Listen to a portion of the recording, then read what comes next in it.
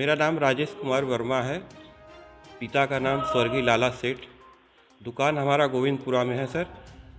दुकान में काम करने के लिए एक दीपक सोनी करके लड़के को रखे थे, जो बहुत ही ईमानदारी से और अच्छे तरीके से काम करता था। इधर भी उसी बीच हमारा मकान बिस्नाट कॉरिडोर में चला गया, जिससे सरकार द्वारा जो भी पैसा हमको मिला, हम लोन लेके बैंक से ये मकान बनाए भैरवनाथ पे। मकान बनवाने के दौरान हमारा तबीयत बहुत ख़राब हो गया, जिसमें 1 साल हम बेड रेस्ट पे चले गए। उस दौरान दीपक सोनी पूरा काम, पूरा हिसाब किताब सब कुछ अपने हाथ में ले लिए थे। अब ले के काम कर रहे थे, बता भी रहे थे, लेकिन हिसाब नहीं दे रहे थे। हम जब दुकान पे जाना आना शुरू किए तो सारा सामान दुकान का हमको गायब मिला। इनसे पूछने पे पता चला कि इनसे पूछे तो ये बोले कि बाज़ार में छोड़े हैं, बताते हैं। नहीं बताए, फिर दुकान पे चाबी दे के चले गए। कहे कि भैया से कह दीजिएगा दुकान नहीं आएंगे, आपको जो उखाड़ना है उखाड़ लीजिएगा, जो साबित करना है कर लीजिएगा। तो हम कई बार इनको रिक्वेस्ट किए, कई तो व्यापारियों से भी इनको बुलवाए, लेकिन ये कुछ नहीं सुने। हमारा हर जगह हमको खाली जलील करते गए।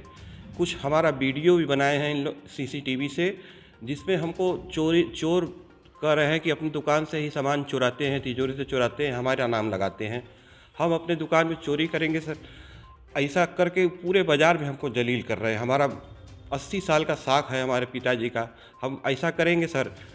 और इस दौरान हम बहुत पीड़ित हो गए, तो हम प्रशासनिक मदद लेने की कोशिश किए, जिसपे हम एडिशनल कमिश्नर संतोष सिंह के पास एप्लीकेशन लेके गए, तो वो रेफ़र किए अवधेश पांडे जी यहाँ कोतवाली में जाने पे इन लोग बाज़ार के अध्यक्ष को सहेज दिए।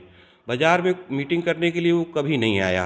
इधर बीच फिर बात हुआ हम लोग का, तो बुधवार को बात हुआ कि आएंगे, नहीं आया। फिर बोला रविवार को आएंगे। रविवार को हम लोग दिन भर इंतज़ार करते रहे व्यापारियों के साथ, फिर भी नहीं आया ही। अब फिर संदेशा कलवाता है कि आप ज़्यादा उड़ेंगे तो आपको आप ही के पैसे से आपका सब काम करा देंगे। हम सालों से बहुत पीड़ित है, एकदम पैसे के मोहताज हो गए हैं। बैंक का लोन भी नहीं दे पा रहे हैं, और GST न भर पा रहे हैं, न इनकम टैक्स भर पा रहे हैं। हम घर का खर्चा चलाने में मजबूर हो गए हैं, और रह गया कि अब जितना दिन बर्दाश्त होगा, नहीं तो हम आत्महत्या कर लेंगे। इसका जिम्मेदार प्रशासन और ई दीपक सोनी, रतन सोनी रहेंगे। हम बहुत तकलीफ में हैं, हम दौड़ते दौड़ते थक गए। अकेले हैं, हमारे बच्चे छोटे हैं अभी। हम गृहस्थी, हमारा बहुत कच्चा गृहस्थी है, हम नहीं चला पा रहे हैं। जब तक हमको बर्दाश्त होगा हम रहेंगे, नहीं तो हम आत्महत्या करके अपना इज्जत बचा लेंगे।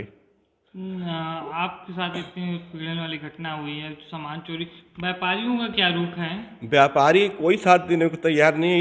इस दीपक सोनी के साथ ही सब मिले हुए हैं चोर चमार की तरह। हम किसके पास नहीं गए, महाराष्ट्रीय मंडल के पास भी गए, कोई साथ नहीं दिया हमारा।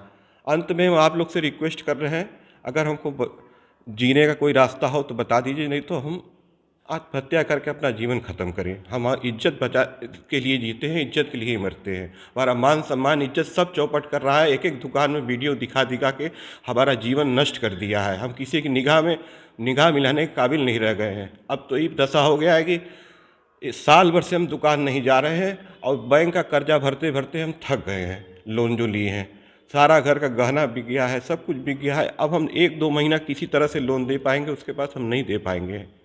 अब ऐसे में तो हमको आत्महत्या के सिवा कुछ नहीं समझ में आ रहा है कि आत्महत्या कर ले। सरकार से क्या कहेंगे? प्रधानमंत्री का क्षेत्र है। प्रधानमंत्री का क्षेत्र है, लेकिन कोई सुनवाई कहीं नहीं है, कोई सुनवाई नहीं है। प्रशासन में जब भी जाओ तब इन लोग एकदम जलील करके भगा देते हैं हमको। ये दीपक सोनी हर जगह अंडबंड लोग को लेकर हमको छेड़ता रहता है, कि परेशान करता रहता है, इज्जत हमारा ख़राब करता रहता है। हम घर से निकलना हमारा मुश्किल हो गया है। सराफा कारोबारी आप लोग, करोड़ों का टर्नओवर होता है, तो किस तरह अगर आपके कारीगर पे विश्वास नहीं रखेंगे तो काम कैसे चलेगा? हाँ, विश्वास पे ही काम है हम लोग का। अब अगर विश्वास पे नहीं काम करेंगे तो कुछ नहीं कर पाएंगे हम लोग।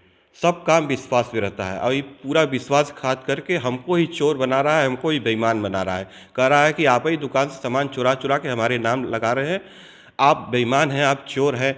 और हमेशा वो मैसेज अंडबंड करके हमको परेशान करता रहता है। दिन रात हम घुटन की ज़िंदगी जी रहे हैं, न खाने में मन लगता है, न सोने में मन लगता है, परिवार में न किसी के साथ हंस बोल पाते हैं, न बैठ पाते हैं। दिन रात खाली सोचते रहते हैं, खून का घूंट पीते रहते हैं। तो सुरक्षा की दृष्टि से देखा जाए तो कितनी सुरक्षित आप लोग हैं? सुरक्षा की दृष्टि से क्या सुरक्षा हमको मिला है? कोई दुकानदार हैं, हमारा व्यापार मंडल के सदस्य है, स्वर्णकार समाज के सदस्य है, लेकिन कोई साथ देने हमारे पास नहीं आया। हम सबसे बात गुहार लगाने गए, लेकिन कोई हमारा साथ देने नहीं आया। ये दीपक सोनी और रतन सोनी मिलके हमको एकदम बर्बाद करने पे तुल गए हैं और बर्बाद कर दिए हैं भैया। क्या आपराधिक प्रवृत्ति के लोग हैं लोग? हाँ, ये जेल भी जा चुके हैं। पता चला कि 6 महीना कानपुर जेल में भी थे और भी बहुत व्यापारियों से ही दगा किए हैं। हमारे साथ से बाजार में करोड़ों रुपए का घपला किए हैं। इन लोग का काम ही यही है कि कोई घपला करो, 4 साल कहीं मकान में रहो और मकान छोड़ दो। न इन लोग सामाजिक स्तर पे है, न आज तक कभी कोई वोट एक सरकार को वोट नहीं दिए होंगे। कोई स्थायी पता तो इनका है नहीं। 4 साल एक मकान में रहते हैं, फिर छोड़ देते हैं। इसी तरह इन लोग आगे बढ़ते चले जा रहे हैं और कोई इनको रोकने वाला नहीं मिल रहा है। हम एकदम त्रस्त हो गए हैं। हमारे पास सब साधन होते हुए भी हम इसका कुछ नहीं कर पा रहे हैं।